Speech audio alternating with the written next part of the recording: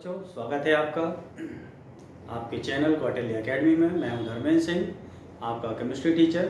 और आज हम लोग पढ़ने जा रहे हैं आपकी केमिस्ट्री बुक से third chapter chemical bonding and molecular structures.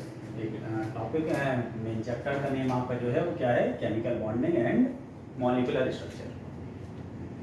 Chemical bonding और मॉलिक्यूलर स्ट्रक्चर का जनरली इंट्रोडक्शन अगर हम आपसे ये कहें कि यूनिवर्स में एक नियम है जिसको हम कहते हैं attraction, right.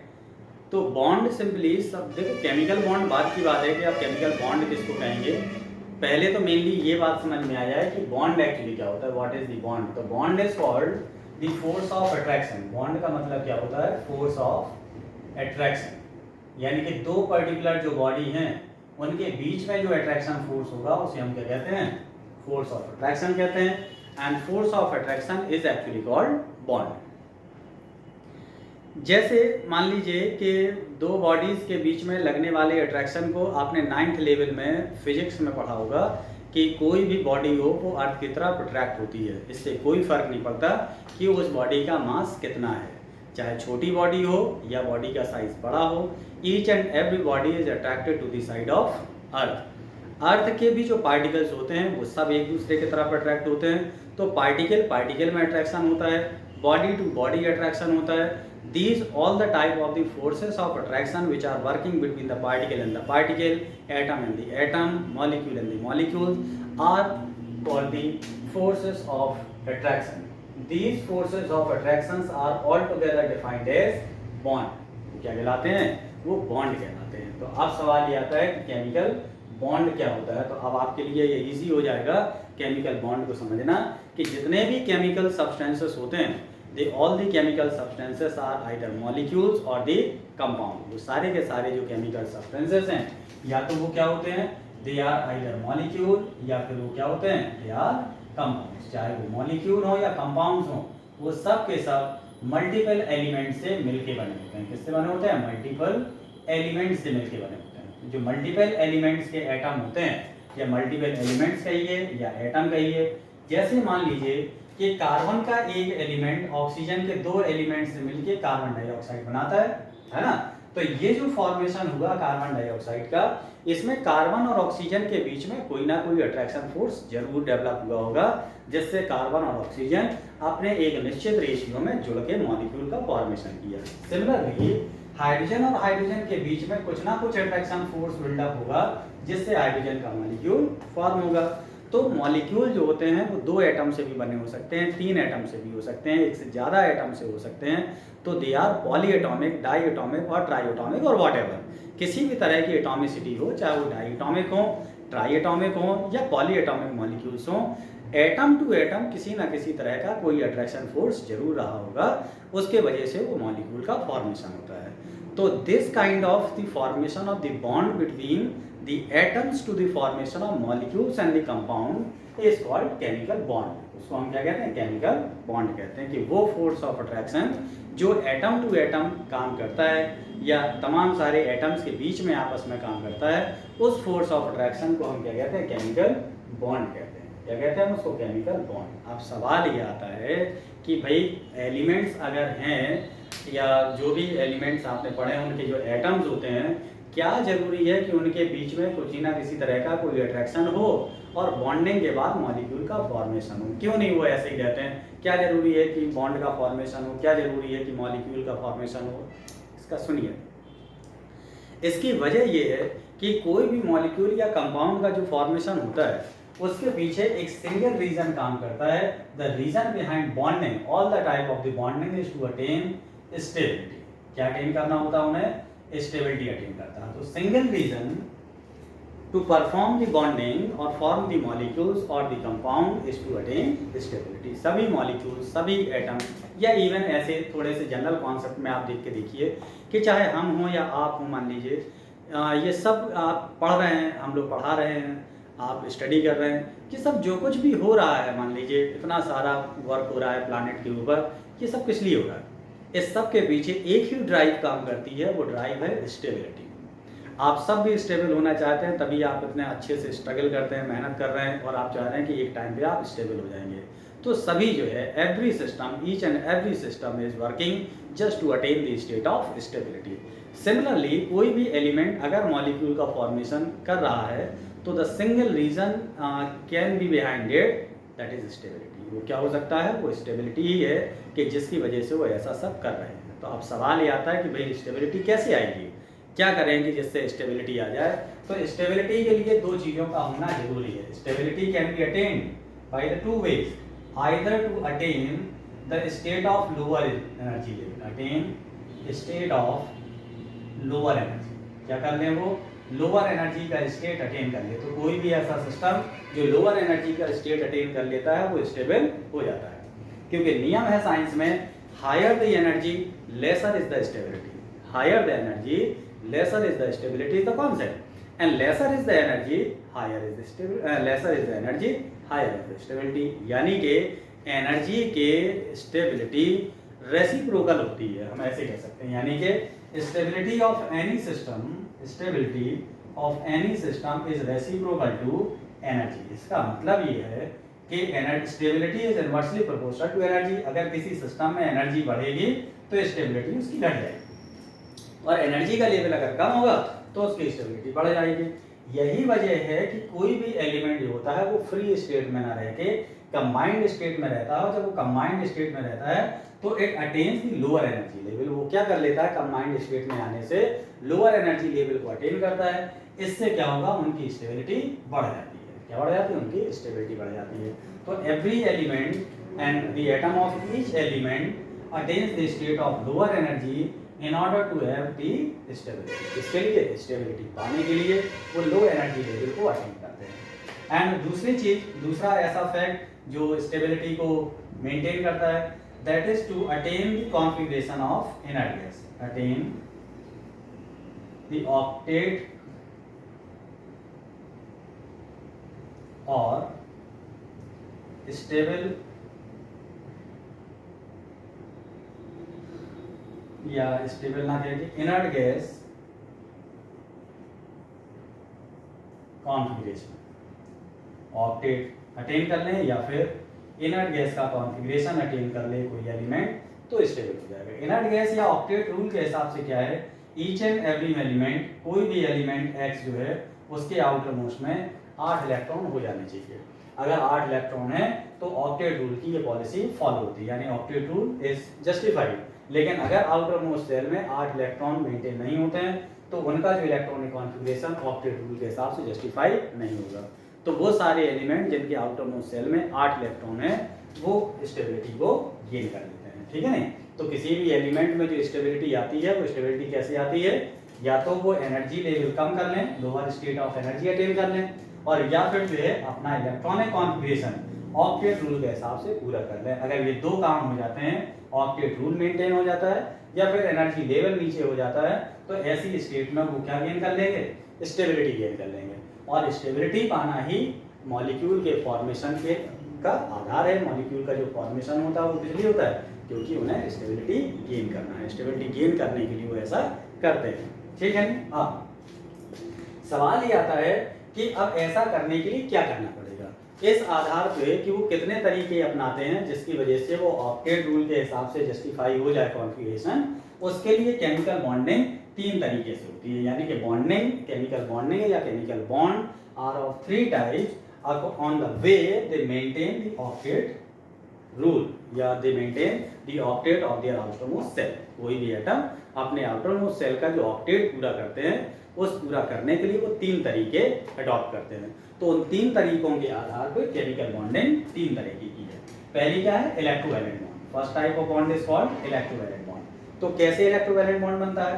A bond produced by transfer of electron. हम इसको क्या करें, इसको थोड़ी जगह बना लेते हैं, हम इसको इरेज कर रहे हैं यहाँ से। क्या है इलेक्ट्रोवैलेंट बॉन्ड? क्या है electrovalent bond? Is a bond which is produced by transfer of electron. किससे बनता है ये बॉन्ड? ट्रांसफर ऑफ इलेक्ट्रॉन से बनता है। तो electrovalent bond is produced by transfer of electron. किससे बनेगा? It is produced by transfer of electron. इलेक्ट्रॉनों के ट्रांसफर से जो बॉन्ड बनता है उसे हम क्या कहते हैं? इलेक्ट्रोवैलेंट बॉन्ड कहते हैं। जो एलिमेंट इलेक्ट्रॉन देने का काम करता है वो डोनर होता है और डोनर के ऊपर चार्ज पॉजिटिव आता है, तो donor atom attains the charge positive and is called cation. Similarly दूसरा जो एलिमेंट होता है वो चार्ज गेन, वो इलेक्ट्रॉन गेन करता है, इलेक्ट्रॉन को गेन करने वाला या गेनर जो होता है उस पे चार्ज नेगेटिव आता है एंड इज कॉल्ड एनाइन। क्या कहलाता है? एनाइन कहलाता है। तो कैटायन और एनाइन के बीच में एक electrostatic force of attraction develop हो जाता है जिसे हम क्या कहते हैं? इलेक्ट्रोवैलेंट बॉन्ड कहते हैं। क्या कहते हैं? Electrovalent bond. ये ऐसे नहीं बनेगा, इसको हम एक एग्जांपल से समझने की कोशिश करते हैं। हम क्या कर रहे हैं?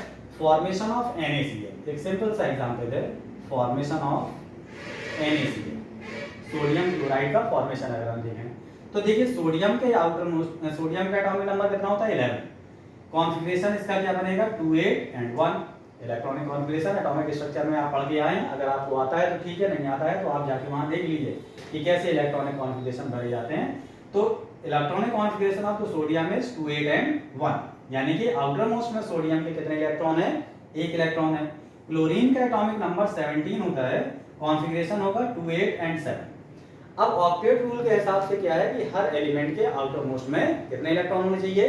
8 इलेक्ट्रॉन होने चाहिए। तो ये क्या करें भाई? सोडियम अपना 1 इलेक्ट्रॉन इसको दे देगा क्लोरीन को। ऐसा करने से क्या होगा कि सोडियम के आउटर मोस्ट का मान लीजिए ये 1 इलेक्ट्रॉन है और क्लोरीन के आउटर मोस्ट में ये 7 इलेक्ट्रॉन है ना? आउटर मोस्ट में कितने? 7 इलेक्ट्रॉन है। तो सोडियम 1 इलेक्ट्रॉन अगर इसको देता है तो इसके बाद सोडियम के आउटर मोस्ट में कितने बचते हैं? 8 बचते हैं। 1 इलेक्ट्रॉन इसमें चला गया तो इसकी आउटर मोस्ट में कितने हो गए? 8 हो गए। अब चूंकि सोडियम ने 1 इलेक्ट्रॉन दिया है तो सोडियम पे चार्ज क्या आया? पॉजिटिव, और क्लोरीन के ऊपर चार्ज क्या आ जाएगा? नेगेटिव, है ना? ये पॉजिटिव करके भी, यानी कि 1 इलेक्ट्रॉन देके इसके पास 8 बचे और ये 1 इलेक्ट्रॉन लेके इसके पास भी 8 हो जाएंगे। तो इस तरह से हम इसका दिखाएंगे क्या? क्लोरीन के पास में कितने? 7 इलेक्ट्रॉन इसके ये खुद के थे, 4 5 6 1 2 3 4 5 6 और ये 7, और 1 इलेक्ट्रॉन ये किसका आया? सोडियम से। तो ये जो नेगेटिव चार्ज यहाँ पे दिखाई दे रहा है, ये नेगेटिव चार्ज किसका है? इस इलेक्ट्रॉन की वजह से आया है। और सोडियम पे चार्ज कौन सा आया? पॉजिटिव आया। तो सोडियम के पॉजिटिव चार्ज यानी कि इस कैटायन और क्लोरीन के नेगेटिव चार्ज यानी कि इस एनायन के बीच में एक अट्रैक्शन फोर्स डेवलप होगा, इनविजिबल फोर्स ऑफ अट्रैक्शन। इस फोर्स ऑफ अट्रैक्शन को आप क्या कहेंगे? Electrostatic force of attraction. इसी चीज को आप ऐसे भी दिखा सकते हैं कि you will show sodium with positive charge and chlorine with negative charge, and this is called what? A kind of electrovalent bond। ये जो force of attraction यहाँ डेवलप होगा इसे हम क्या कहेंगे? इलेक्ट्रोवैलेंट बॉन्ड कहेंगे। तो NaCl में जो बॉन्ड बना वो क्या बना? Electrovalent bond. इस तरीके से उन्होंने क्या किया? अपने ऑक्टेट को पूरा किया। किसके द्वारा? By the process of transfer of electron. Electron के ट्रांसफर से उन्होंने अपने आउटर मोस्ट के 8 इलेक्ट्रॉन पूरे कर लिए and now they became stable. क्योंकि कंडीशन क्या है स्टेबिलिटी की? कि कोई भी एलिमेंट अगर अपने आउटर मोस्ट सेल के 8 इलेक्ट्रॉन पूरे कर ले, जैसे कि इनर्ट गैसेस में होता है, यानी कि इनर्ट गैस का कॉन्फ़िगरेशन गेन कर ले तो वो स्टेबल हो जाएगा। यानी कि वो स्टेबल होने का मतलब क्या है? कि वो ज़्यादा अब उसको फिर किसी तरह से इलेक्ट्रॉनों के एक्सचेंज की जरूरत नहीं पड़ेगी। And that is the purpose of the element कि वो स्टेबिलिटी गेन कर ले, राइट? ऐसा करने में वो एनर्जी भी लूज करेंगे तो लोअर एनर्जी लेवल भी इनका मेंटेन हो जाएगा। तो stability comes by the 2 ways, by attaining the state of lower energy level and by attaining the octet या इनर्ट गैस कॉन्फ़िगरेशन अटेन करके। तो 2 तरीकों से कोई भी एलिमेंट जो होता है वो अपनी स्टेबिलिटी को गेन करता है, और या तो एनर्जी कम करें या फिर ऑक्टेट रूल से 8 इलेक्ट्रॉन पूरे कर लें। तो this is what the electrovalent bond. इस तरह से इलेक्ट्रोवैलेंट बॉन्ड के द्वारा भी ऑक्टेट पूरा हो सकता है। Now the second method of maintaining the octet is by sharing of electron. किससे ये हो सकता है? बाय शेयरिंग ऑफ इलेक्ट्रॉन, यानी कि a bond produced by sharing of electron is called covalent bond. कैसे? वैसे ही जैसे a bond produced by transfer of electron is called electrovalent bond. तो कोवैलेंट बॉन्ड क्या है? A bond produced by sharing of electron is called covalent bond. इसका example देखिए, जैसे formation of hydrogen, H2 का फॉर्मेशन करते हैं तो हाइड्रोजन के आउटर मोस्ट में कितना? 1 इलेक्ट्रॉन होता है। ये 1 इलेक्ट्रॉन इसका, 1 इलेक्ट्रॉन इसका, 1 इलेक्ट्रॉन इसने इससे शेयर किया, एक दूसरे से शेयर कर लिया, तो क्या हुआ? हाइड्रोजन का हाइड्रोजन के साथ में ये एक बॉन्ड बन गया। ये क्या है? This is what mutual sharing of electron. तो यानी कि ये जो दोनों इलेक्ट्रॉन इन्होंने शेयर किया आपस में, इससे क्या हो गया, दोनों का हीलियम गैस का कॉन्फ़िगरेशन बन गया। यानी कि हीलियम के पास कितना होता है, 2। हीलियम क्या है, इनर्ट गैस है। तो कोई एलिमेंट अगर इनर्ट गैस कॉन्फ़िगरेशन अटेन कर ले तो स्टेबल हो जाएगा। तो इन्होंने इलेक्ट्रॉन की आपस में शेयरिंग करके बॉन्ड बनाया है, इसलिए इसको हम क्या कहेंगे, कोवैलेंट बॉन्ड कहेंगे। सिमिलरली मान लीजिए हम फॉर्मेशन करते हैं किसका, formation of fluorine F2, right. तो फ्लोरीन के आउटर मोस्ट में कितना है बेटा, एटॉमिक नंबर 9, कॉन्फ़िगरेशन 2 और 7 का। तो एक फ्लोरीन के आउटर मोस्ट में कितने, ये 7 इलेक्ट्रॉन हो गए। दूसरे फ्लोरीन के में भी कितने हैं, ये 7 इलेक्ट्रॉन है। तो how can they maintain the octet, by sharing 1 electron. एक एक इलेक्ट्रॉन की शेयरिंग करेंगे, एक एक इलेक्ट्रॉन की शेयरिंग हुई है तो fluorine single bond fluorine gas develop हो जाएगा। फॉर्मेशन ऑफ O2, जैसे मान लीजिए ऑक्सीजन का फॉर्मेशन करें, फॉर्मेशन ऑफ O2, तो ऑक्सीजन के आउटर मोस्ट में कितना इलेक्ट्रॉन होगा, 8 इसका एटॉमिक नंबर है, 2 और 6 का कॉन्फ़िगरेशन। तो आउटर मोस्ट सेल में कितने, 6 इलेक्ट्रॉन है। तो हमने ये 6 इलेक्ट्रॉन ऑक्सीजन के मेंटेन कर दिए। दूसरे ऑक्सीजन में भी ये 6 इलेक्ट्रॉन है। तो 6 इलेक्ट्रॉन के बाद इसको ऑक्टेट पूरा करने के लिए कितने इलेक्ट्रॉन की जरूरत है, 2 इलेक्ट्रॉन की। तो 2 इलेक्ट्रॉन इसने इससे साझा कर लिए आपस में, तो इलेक्ट्रॉन 2-2 की शेयरिंग हो गई, तो 6 के बाद 8-8 हो गए। क्योंकि यहाँ पे 2 इलेक्ट्रॉन की शेयरिंग है, इसलिए यहाँ पे बॉन्ड भी 2 लगेंगे। इस तरह का बॉन्ड सिंगल बॉन्ड कहलाता है और इस तरह का बॉन्ड डबल बॉन्ड कहलाता है। तो covalent bond single bond order भी हो सकता है, डबल बॉन्ड ऑर्डर भी हो सकता है, 2 बॉन्ड भी हो सकते हैं इसके। इसी तरह से फॉर्मेशन ऑफ नाइट्रोजन भी कर सकते हैं। किसका करें, फॉर्मेशन, नाइट्रोजन का फॉर्मेशन। N2 कैसे बनेगा, नाइट्रोजन का एटॉमिक नंबर क्या है, नाइट्रोजन का एटॉमिक नंबर 7, कॉन्फ़िगरेशन 2 और 5 का। तो हर नाइट्रोजन के आउटर मोस्ट में कितने हैं, 5-5 इलेक्ट्रॉन है, ये हमने कर दिए। इस नाइट्रोजन के भी ये 5 इलेक्ट्रॉन है, ये कर दिए हमने। अब जरूरत कितने की है, 3 इलेक्ट्रॉन की। तो इन्होंने ये 3 इलेक्ट्रॉन की शेयरिंग की, तो 5-3 8-8 इलेक्ट्रॉन हो गए। बॉन्ड क्या बनेगा, नाइट्रोजन ट्रिपल बॉन्ड नाइट्रोजन, इस तरह से। तो ये क्या कहलाता है, this is called triple bond, this is called double bond, this is called single bond. तो इस तरह से कोवैलेंट बॉन्ड जो है वो सिंगल बॉन्ड भी हो सकता है, डबल बॉन्ड भी हो सकता है और ट्रिपल बॉन्ड भी हो सकता है। तो इस तरह से कोवैलेंट बॉन्ड के द्वारा भी बॉन्ड फॉर्मेशन होता है और ऑक्टेट का जो स्टेट है वो मेंटेन कर सकते हैं। तो octet can be maintain by simply transfer of electron and can be maintain by sharing of electron. If the octet is maintained by transfer of electron, then this bond formed is called electrovalent bond, and this way bond formed is called covalent bond. इस तरह से जो bond बनेगा वो covalent bond है और इस तरह से जो बॉन्ड बनेगा वो इलेक्ट्रोवैलेंट बॉन्ड है। अब एक और तरीका बचता है यहाँ पे किसका, कोऑर्डिनेट बॉन्ड का। कि कोऑर्डिनेट बॉन्ड क्या होता है, ये देखिए। कोऑर्डिनेट बॉन्ड का जो डेफिनेशन है वो ये है कि बॉन्ड बनाने के लिए जो जरूरी दोनों इलेक्ट्रॉन होते हैं वो किसी एक ही एटम के द्वारा दे दिए जाते हैं, है ना। तो जब बॉन्ड बनाने के लिए रिक्वायर्ड दोनों इलेक्ट्रॉन को एक ही एटम दे तो this kind of bond is called coordinate bond. क्या कहते हैं हम इसको, कोऑर्डिनेट बॉन्ड कहते हैं। या पूरा का पूरा लोन पेयर कोई एक ही एटम दे रहा हो तो भी हम उसको क्या कहेंगे, कोऑर्डिनेट बॉन्ड कहेंगे। या तीसरे तरीके से हम ये कह सकते हैं कि sum of electrovalent bond and covalent bond, दोनों का जो सम है वो क्या कहलाता है, that is called coordinate bond. समझते हैं कैसे होगा। जैसे मान लीजिए कि एक एलिमेंट है A और B के पास कितने हैं, 6 इलेक्ट्रॉन हैं। अगर ये दोनों इलेक्ट्रॉन A के द्वारा B को दिए जाते हैं तो हम इसको कैसे शो करेंगे, A is coordinating to B, A ने क्या किया, B को कोऑर्डिनेट किया। इसको हम एक एरो से शो करते हैं। एरो क्या बताता है कि 2 इलेक्ट्रॉन A से B को दिए गए, कोऑर्डिनेट किए गए, लोन दिया गया। इस तरह के बॉन्ड को हम क्या कहते हैं, कोऑर्डिनेट बॉन्ड कहते हैं। अब ये कैसे हुआ होगा, ऐसे समझिए कि जो 2 इलेक्ट्रॉन थे A के पास में और B के पास में कितने थे, 6 इलेक्ट्रॉन। तो 1 इलेक्ट्रॉन पहले A ने B को दिया, तो A ने जब B को दिया तो A के पास 1 बचा और B के पास कितने इलेक्ट्रॉन हो गए, 7 इलेक्ट्रॉन हो गए। एक ही है, इसके पास आ गया। क्योंकि A जब 1 इलेक्ट्रॉन देगा या कोई एक एटम 1 इलेक्ट्रॉन देता है तो देने वाले के ऊपर चार्ज आता है पॉजिटिव और लेने वाले के ऊपर चार्ज आता है नेगेटिव, है ना। तो पॉजिटिव और नेगेटिव जब इस तरह का फोर्स ऑफ अट्रैक्शन डेवलप हो तो उसे क्या कहते हैं, इलेक्ट्रोवैलेंट बॉन्ड। अब क्या होगा, ये B इसके साथ एक शेयरिंग कर लेगा इलेक्ट्रॉन की और A B से 1 इलेक्ट्रॉन की शेयरिंग कर लेगा, तो ये क्या बन गया, कोवैलेंट बॉन्ड बन गया। तो इस तरह से A is coordinating to B by 2 electrons and this is called the coordinate bond कहते हैं। इसको क्या कहते हैं? कोऑर्डिनेट बॉन्ड कहते हैं। तो यहाँ ये कोवेलेंट बॉन्ड भी है और एक आयनिक बॉन्ड भी है। तो covalent bond plus ionic bond के सम को क्या कहते हैं? कोऑर्डिनेट बॉन्ड कहते हैं। ठीक है ना? इसका एक एग्जांपल देखिए, जैसे फॉर्मेशन ऑफ सल्फर डाइऑक्साइड। इसका फॉर्मेशन, सल्फर डाइऑक्साइड का फॉर्मेशन क्या है? सल्फर का एटॉमिक नंबर 16, कॉन्फ़िगरेशन 2, 8 और 6 का। ऑक्सीजन का एटॉमिक नंबर 8, कॉन्फ़िगरेशन 2 और 6 का। तो सल्फर के पास कितने आउटर मोस्ट में? 6 इलेक्ट्रॉन है। चलिए ये 6 इलेक्ट्रॉन बना दिए हमने। ऑक्सीजन के आउटर मोस्ट में भी कितने हैं? 6 इलेक्ट्रॉन है। तो ये ऑक्सीजन के 6 इलेक्ट्रॉन हो गए, है ना? और 2 ऑक्सीजन लगे हैं इसमें, तो एक ऑक्सीजन ये, इसके पास भी ये कितने हो गए? ये 6 इलेक्ट्रॉन हो गए। अब नियम क्या है? ऑक्टेट रूल के हिसाब से 8 इलेक्ट्रॉन मेंटेन होने चाहिए इसमें। तो ऑक्सीजन यहाँ 2 इलेक्ट्रॉन की शेयरिंग कर लेगा, तो ऑक्सीजन के 8 हो गए। सल्फर ने जब 2 दिए हैं तो 2 सल्फर इससे ले भी लेगा, तो इसके भी 8 हो गए।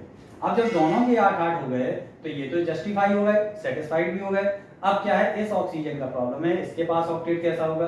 तो ये जो 2 इलेक्ट्रॉन जो अनशेयर्ड इलेक्ट्रॉन पेयर हैं वो ऑक्सीजन के द्वारा इस्तेमाल कर ली जाएंगे, लेकिन दिए नहीं जाएंगे। तो ऐसे में क्या बनेगा? Oxygen double bond sulphur and coordinate into oxygen. तो now this is called the coordinate bond, this is called the covalent bond. तो इस तरह से बॉन्डिंग जब आप पढ़ रहे हैं कि बॉन्ड कितने तरीके से बनते हैं, तो there are 3 types of bonds and there are 3 ways of the bond formation. One is electrovalent bond, which is produced by transfer of electron. There is one covalent bond, which is produced by sharing of electron, and a coordinate bond, जो कि किससे बनता है? साझेदारी के लिए या covalency के लिए रिक्वायर्ड या बॉन्ड फॉर्मेशन के लिए रिक्वायर्ड जो 2 इलेक्ट्रॉन्स होते हैं वो कोई एक ही एटम देता है, तब क्या बनता है? कोऑर्डिनेट बॉन्ड बनता है। तो इस तरह से there are 3 types of bonds, electrovalent bond, covalent bond and coordinate bond. इसके बाद के जो टॉपिक है वो स्टार्ट होगा डिफरेंट केमिकल कंपाउंड्स में, कैसे हम स्ट्रक्चर का फॉर्मेशन करेंगे, लुईस डॉट स्ट्रक्चर कैसे बनेगा, इलेक्ट्रॉन डॉट स्ट्रक्चर कैसे बनेगा। अगले वीडियो